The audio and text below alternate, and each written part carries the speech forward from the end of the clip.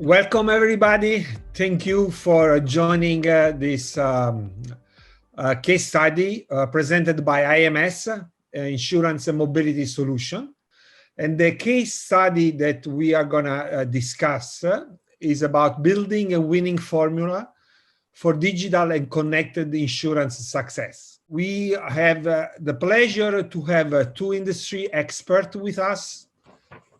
We have Kenny Leach, which is the product and pricing director at RSA. And we have my colleague, Ed Rochford, which is our global chief product officer and former managing director of Carrot Insurance. I am Nino Tarantino. I am the CEO of IMS Americas from Boston. So I would like to start with talking about something that is affecting our life, is COVID. So COVID is changing our life, the way how we shop, we interact with our families and friends. And so the first question to the panelists is, what if anything is changing because of COVID with the customer expectation from their insurance provider? What they are looking for? Is something changing because of COVID? And I would start with Kenny, please. Thanks, Nino. Yeah, I think it's a great place to start because it's the world that we're in today, and yes, COVID has meant that the way we live our lives has changed.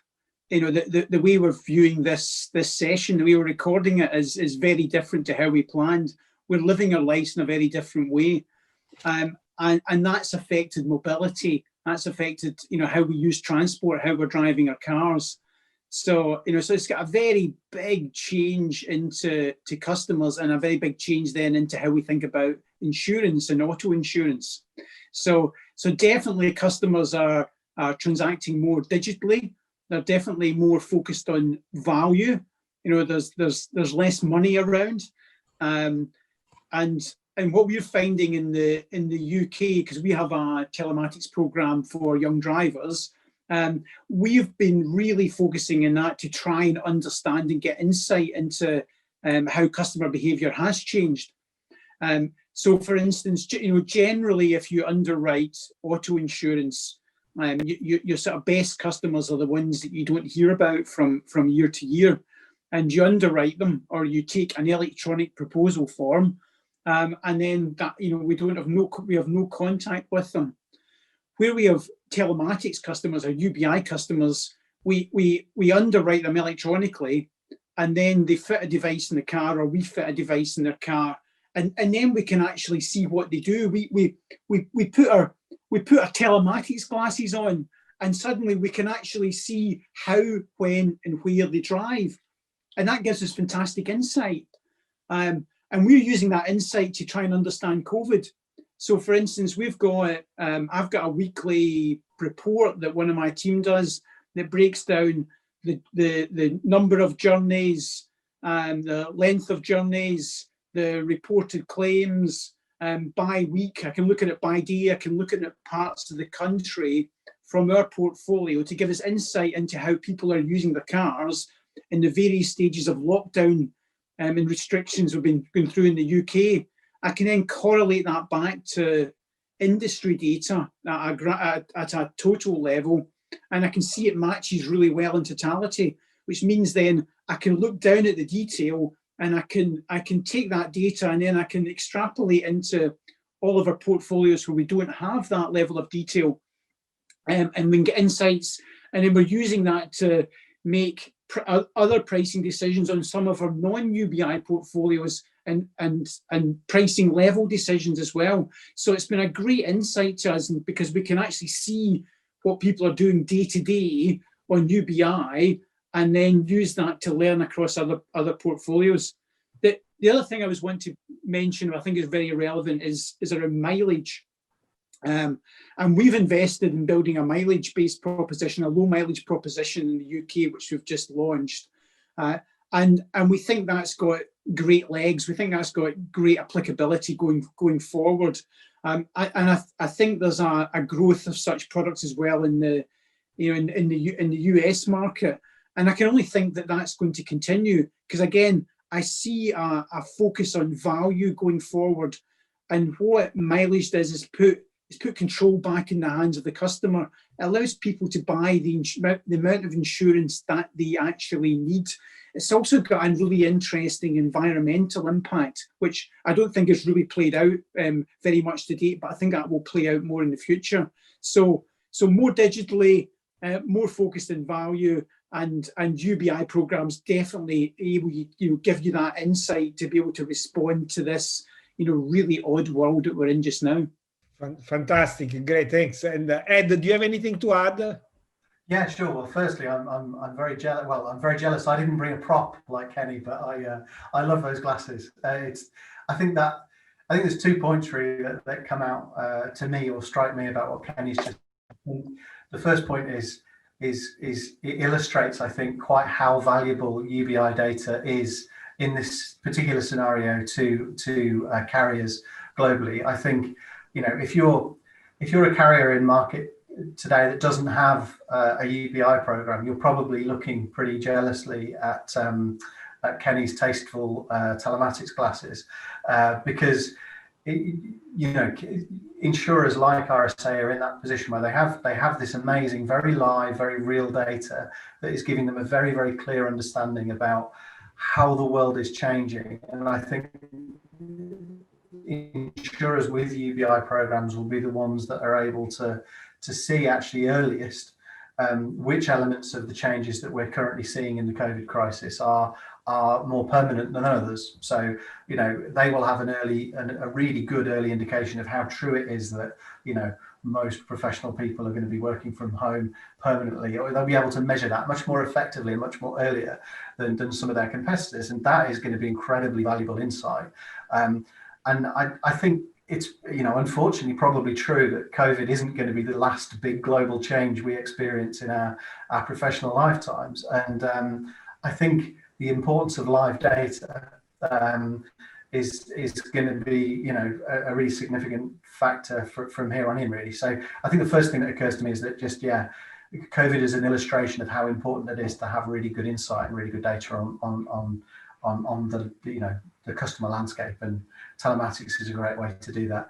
I think the second point is, again, this is really just reiterating something Kenny said, but I think it's shown how willing we all are as end user customers to really embrace digital technology and to share data for a common purpose, and to make our lives better. And I think what we expect now as modern consumers is, are more customized, more personalized experiences in the products that we buy from all service providers, including insurance companies. And as a result, I just think, and many people have said this before me, but I think this situation has just accelerated that trend and made it even more important for carriers and for all kinds of businesses to really just make sure they're delivering those really high quality, personalized experiences for their customers. So yeah, I think it shows customer engagement is probably more important now than it ever has been before.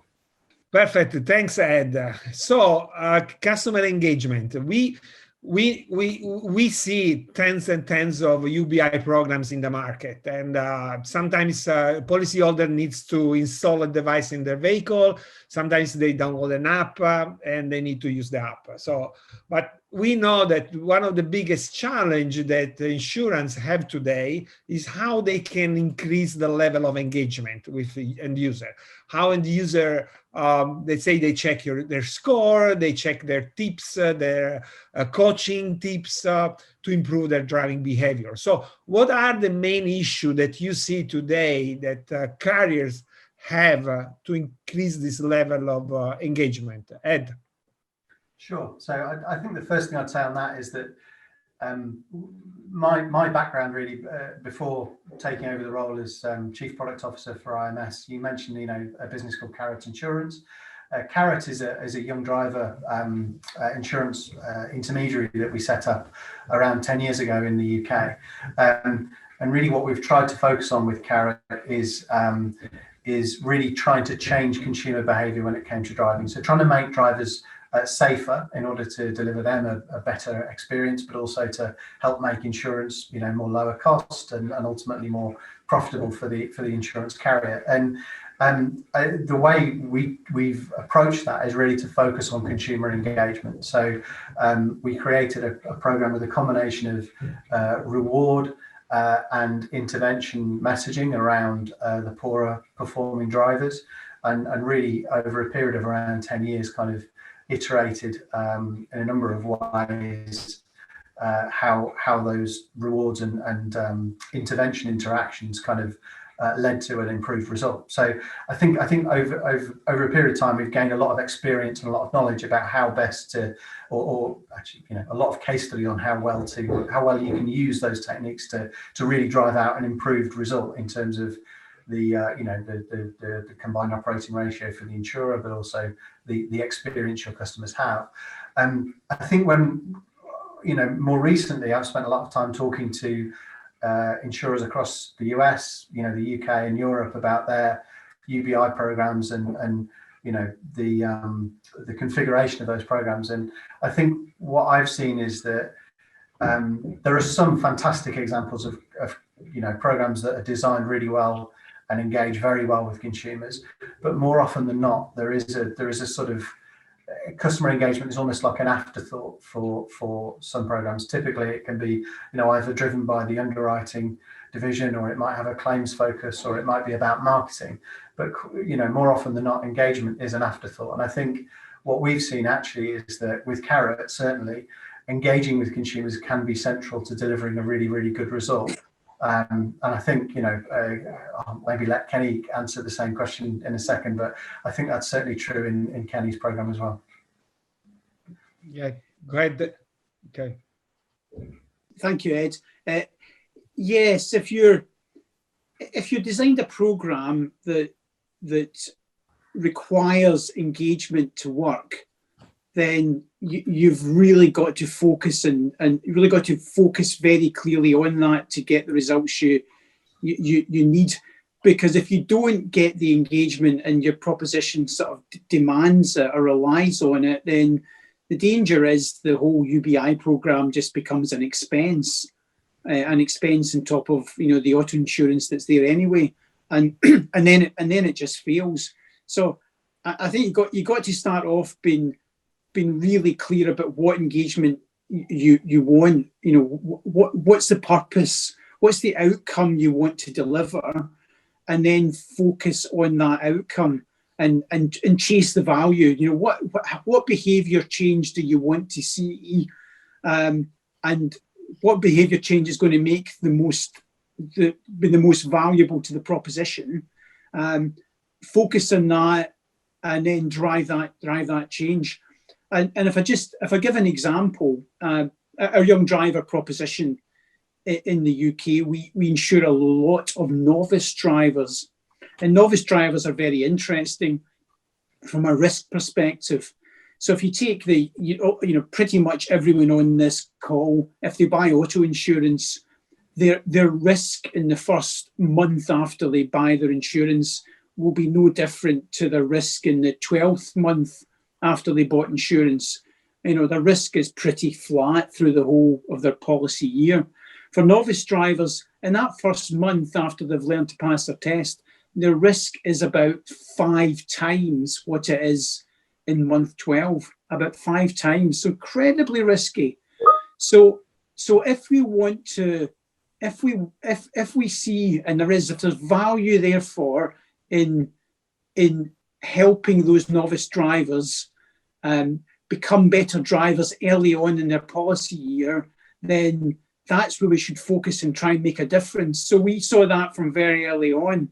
And so what we've done for the last 5 years or so is we've employed a behavioural psychologist. In fact, we've a couple of behavioural psychologists over the years, PhD behavioural psychology, and all of our comms, all of our emails, our SMSs, our contact centre scripts, how our app, all the messaging on our app, all the static messaging, all the dynamic messaging on the app, everything goes through a behavioural psychologist. because everything is designed with the thinking of what is the behavioural outcome that we want to see? How do we change the outcome?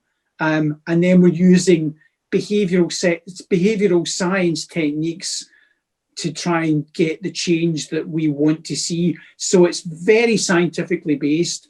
And what we found when we started working with our behavioural psychologists is that we were trying to do engagement, but we were telling customers what we thought we should be telling them, and we were giving them lots of messaging, and immediately our behavioural psychologist came in and said, "You've just not got this right at all. You're not thinking about it in the right way." There's some really structured techniques, things like loss aversion. So telling someone, if you drive really well, you could get up to 10% cash back, versus saying to someone, look, you've got 10% cash back, but you could lose that if you drive badly. Or people like you get between 8 and 10% cash back if they drive really well, but you're driving worse than that. You know, those latter two messages are about loss aversion, and people react much more and are much more motivated by the risk of loss than the opportunity to gain. And just by flipping those messages around, you get quite a difference in behavioural result.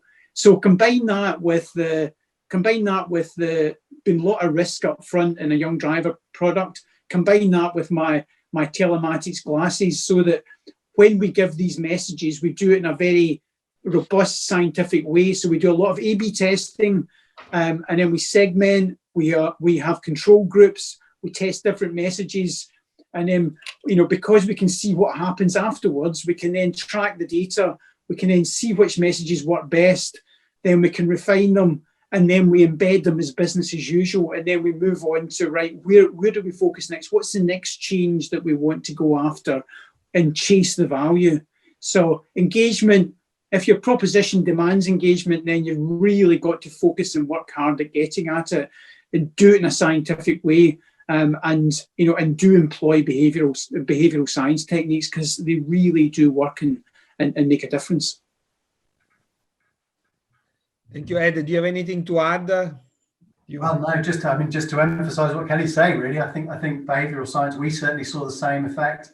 You know, the deployment of those messages, and, you know, really using that sort of method of optimising those messages over time and measuring the benefit is fundamental, and actually can really help optimize other processes outside what you might associate directly with UBI. You know, processes like, you know, the things you have to do at the start of a policy, or specifically around renewal.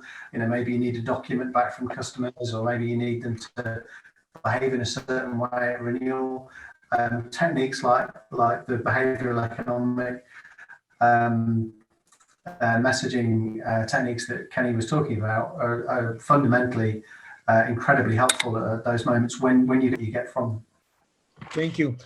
These are great success stories from RSA, Carrot Insurance. But if you are in front of an insurance carrier that already has a UBI programs in the market, what are, if you can just very shortly, I mean, suggest what are the tool set that are available to improve the level of engagement, and which one are the most successful one? Just in few words. Yeah, well, I just come back to the messagings. You know, be really clear about the outcome behaviour you want to see. Design the intervention to achieve the outcome. Set up the test, A/B trials, measure it, refine, repeat, and adopt into BAU operations. That's I'd say is the way to approach it. Structured, scientific, in a very focused way. Maybe just give another example as well. So I talked earlier about young drivers novice drivers being a high risk early on. One of the things that we noticed in our data was that, well, one of the things we looked for was that when we saw young drivers with a poor driving record, may or may not have had a claim, but we could see they were driving, you know, they were in the bottom 10 or 20% of drivers. and we could see they were doing that later on in their product life, we looked back to see how early could we see that was going to happen. And we saw that, yeah, it was pretty clear that the worst drivers after 150 miles were the worst drivers 6 months plus. So there was a very strong correlation. There's a few people changed, but a very strong correlation. So we started to think about, well, can we intervene early to try and change behavior throughout the life of the policy? So so what we did was we went in and we tested different messages to customers that had driven 150 miles, and then measured their subsequent driving score. And again, we did a range of messages, and again, the ones around loss aversion were absolutely the ones that worked best. And then we implemented that, but then we didn't stop there. Then we said, actually, 150 miles, can we go back further? And we went back further and we tested, and we decided that actually as early as 50 miles into their policy life, we could identify with a reasonable degree of accuracy customers that were going to be poor drivers through the rest of their policy life if we didn't make an intervention. So we now intervene after first 50 miles. And then we've not only intervened in the worst, we've then layered it, the ones that are slightly better, the ones that are slightly better again. And we've now got different message sets that will automatically fire out through SMS. And we think SMS works very well as a tool set. It feels quite old fashioned, but when you're trying to get something to people so that they'll look at it and respond to it, SMS continues to work as well as anything. And actually for us, what's better than in-app notifications? So SMS backed up with email, maybe on in-app notifications as well to customers after 50 miles. And it's now all automated, and we can work out, we know what an improvement in driving score is worth to us in terms of risk. So we can actually put pound notes in all these different measures. So we can do cost benefit analysis around the interventions we make, and then take a view and put that back into our pricing. So we can see actually, that's worth 0.2 of a loss ratio point or 0.5 of a loss ratio point, and we can take that back into our pricing. And we have this virtuous circle. So that's what we do. So really practical about focusing, refining, doing it in a structured, statistical way, and then embedding it into business as usual. Brilliant. Thank you. And Ed, would you like to share some of the statistics data from your experience and with, especially from Carrot Insurance? Yeah, sure. I think we, what Kenny described just then is a great example of how this sort of thinking, I think, when you apply it in UBI programs, allows you to kind of develop quite sophisticated techniques and then measure them, measuring the output of it. And this process it's kind of a lean process of measure, deploy an A/B test, measure it, optimize it based on the data, and just continuing to do those optimization can really, ultimately deliver quite a needle moving result. And that's always been the philosophy that we've followed in Carrot. And it's the philosophy that we recommend now to the customers that we have as IMS around the world. I think what I'd say is it can, at first glance, or the first time you hear it, it can sound a bit daunting because, I know from my own experience that when you first launch a UBI program, just purely from a sort of systems perspective, it can be quite difficult to get these mechanisms set up. Certainly, the deployment of automated messages that relate to some data that's come from a telematics system that might sit in one silo, and then some data that might sit in an insurance administration system or a claim system that's in a different silo. Building an automated system around that has historically been quite difficult. And to your point, about what's the modern tool set that can help you do that. We've spent quite a lot of time over the last few years really taking what we learned from Carrot around the right sort of techniques and philosophies to achieve this stuff, and really turning it into a nice, easy, configurable platform that we can deploy at scale that will help people go through that kind of validated learning process. So it's like a sort of a platform that allows you to deploy messages easily in a variety of media, email, SMS, in-app notification, that will just, but at the same time helps you configure the right messages, run the A/B tests, and then measure the output, and then use that to kind of optimize things in the future. And I think where our experience with Carrot has been useful in that is partly it's helped us configure the right sort of options, we think, in that configurable platform. But also, I think it's given us the case studies that mean that we can help people try and push in the right kind of directions. We've gone through a lot of pain over the years working out the best timing and the right kind of messages to optimize the onboarding process for, app-based telematics programs, for example. And similarly, we've really optimized our reward program to try and make it as effective and as engaging as possible with consumers. So, you asked about statistics. To give you an idea, when we originally launched our first reward program, we were spending kind of 6 or 7% of our overall insurance premium on the reward program, and we kind of felt like we were getting just about our money back, but it didn't feel particularly efficient. And really, over time, through optimizing that reward process and really making sure that it was delivering the right rewards to the right customers at the right sort of frequency, we were able to kind of maximize the engagement and have a kind of average customer engagement of, twice a week customers are in our app looking at their data.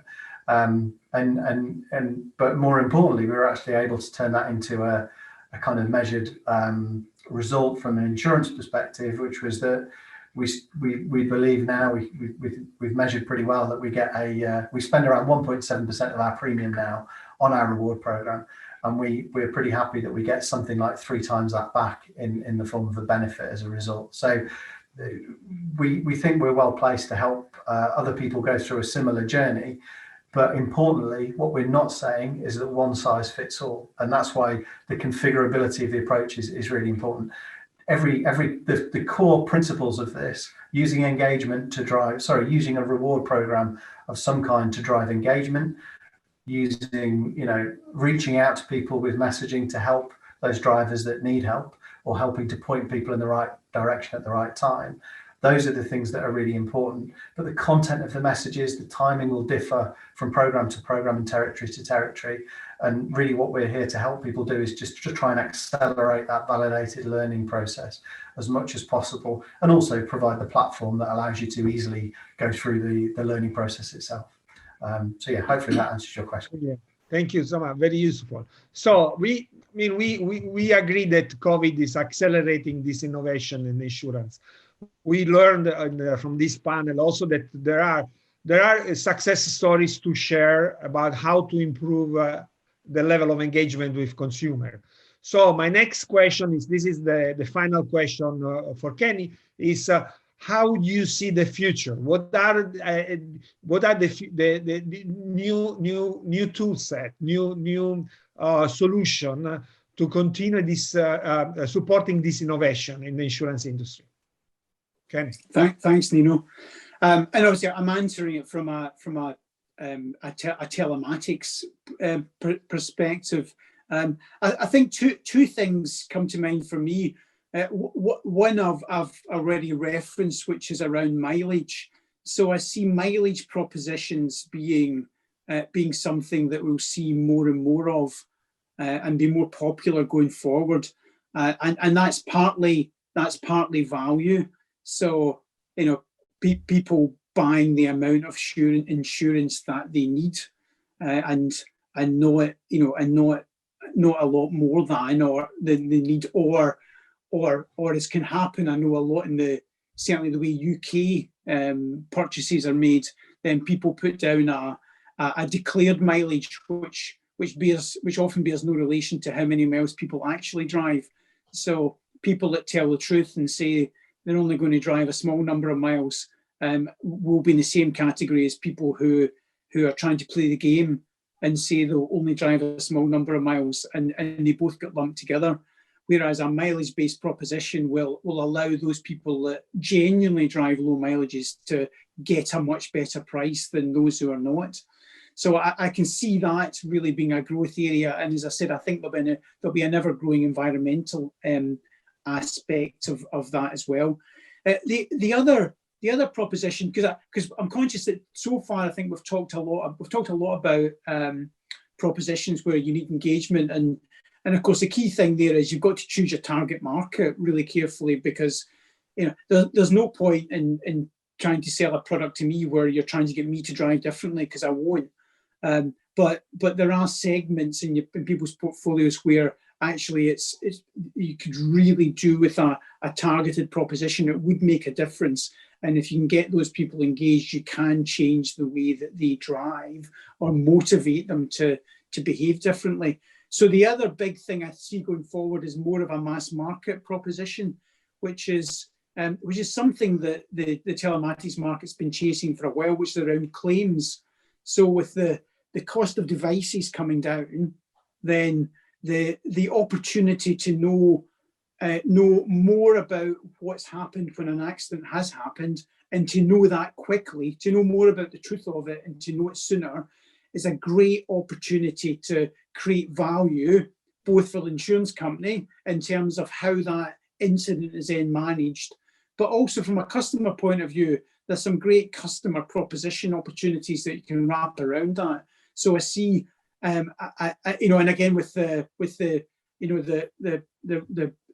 ongoing development around AI and machine learning and the opportunities to refine those algorithms, I see a great opportunity there for a claims-led telematics proposition, which actually can go across a large base of people's portfolios, because the cost of the technology is falling to an affordable level to be able to deploy it. So I think that's a big opportunity going forward. Ed, do you have anything to add to this? Yeah, absolutely. I mean, I'm just going to emphasise what Kenny said, which is a bit of a theme of today, really. But I can't agree enough on this. I think this is a great example of how it's a great example of how telematics allows us to do something really powerful and important in insurance. We're in insurance to help people when they need us, and I think what Kenny's pointed out on claims is exactly that. This is an opportunity as the cost of claims devices gets lower, and the ability of AI-led and machine learning-led algorithms gets better at identifying accidents, and all of this speeds up, and we're able to actually reach out and help customers automatically in the event of an accident. It's a great example of how this kind of technology can really help people in their hour of need, which fundamentally is what we should be doing as an insurance company.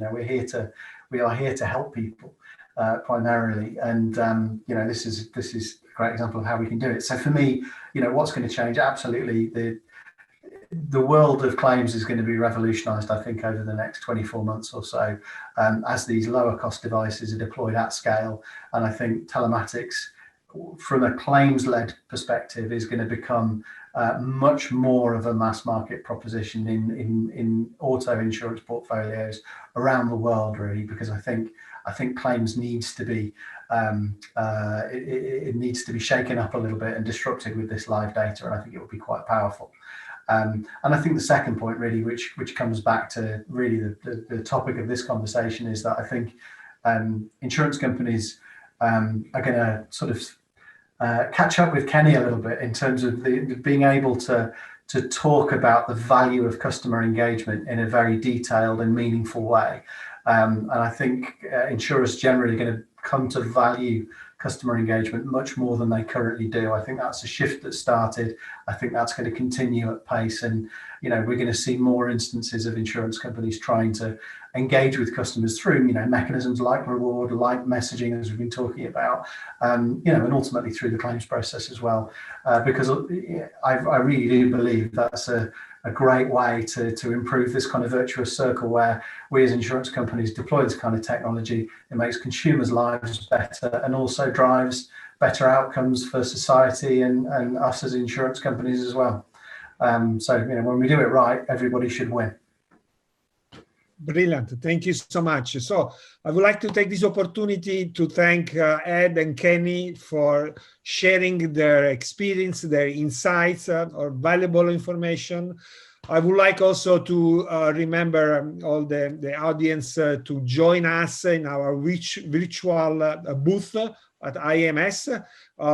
So you can ask for some question and meet Ed, Kenny, and myself. Don't forget to also visit our website, ims.tech, T-E-C-H, where you can find a lot of resources, a useful case study, and reports that you can download, and you can contact us for any additional needs and to learn more about our engagement and rewards toolset and UBI programs that are available for the insurance industry. So again, thank you everybody, and enjoy the rest of the day and enjoy DIGIN. Thank you. Bye-bye. Thank you.